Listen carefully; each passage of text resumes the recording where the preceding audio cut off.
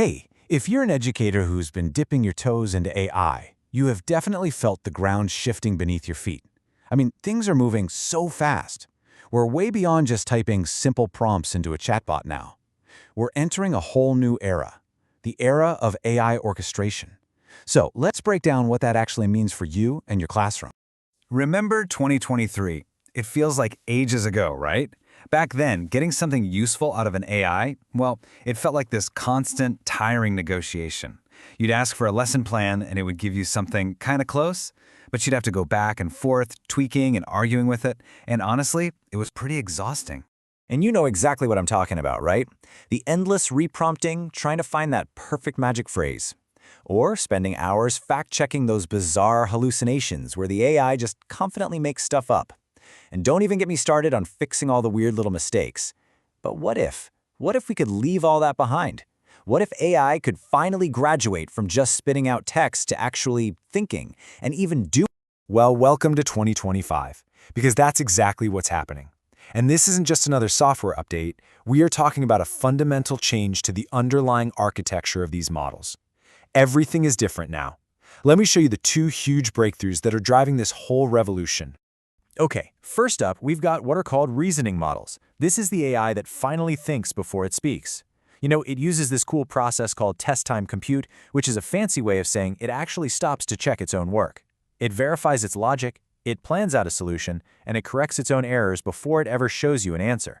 This is an absolute game changer because it directly attacks that hallucination problem, which means we get way more reliable, factually sound content.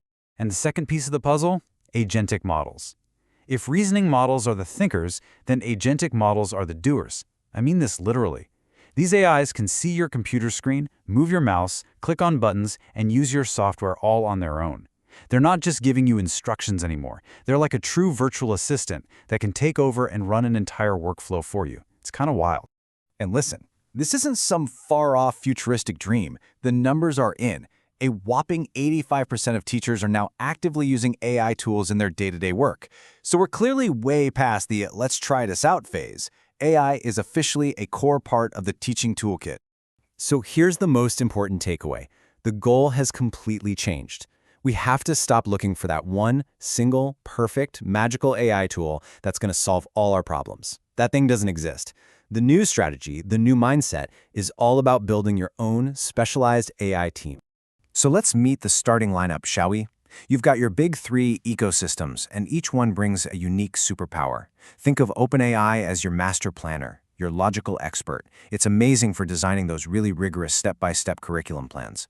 Then you've got Google Gemini. That's your head researcher, your librarian. It's fantastic for doing deep research, and of course it plugs right into Google Workspace. And finally, there's Anthropic's Claude. This is your creative genius, your artist. It's the best for whipping up interactive games and handling tricky, nuanced content with real care. And this quote just nails it. The question we should be asking ourselves isn't which one of these is the best. It's how do I become a conductor? How do I orchestrate all of these amazing, specialized tools so they work together to create something incredible for my students? That's the new skill. Okay, so what does this orchestration look like on, say, a Tuesday afternoon? Well, here's a pretty standard workflow.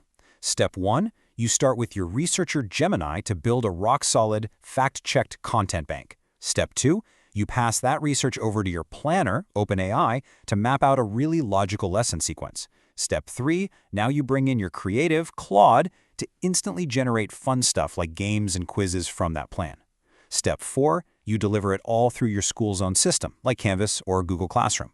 Step 5, you can even use Claude again to provide really nuanced, rubric-based feedback on student work. And finally, step 6, you delegate all the boring admin stuff, like organizing files, to an agent. See, every specialist has its role. And this is a really profound shift. It's changing our role in a fundamental way. We're moving away from being the person who has to create every single piece of content from scratch. Instead, we're becoming the strategic designers, the conductors, the orchestrators of these powerful, intelligent workflows. I mean, just look at the difference side by side. The 2023 teacher, they were a prompt writer, a reviewer, a manual editor stuck in the weeds. But the 2025 agentic educator, you're a workflow architect.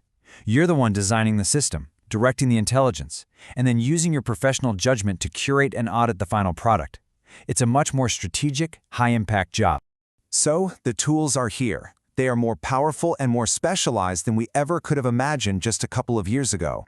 You're not just a user anymore. You are the conductor. Your AI team is assembled and waiting for your direction. So the only real question left is, what are you going to create?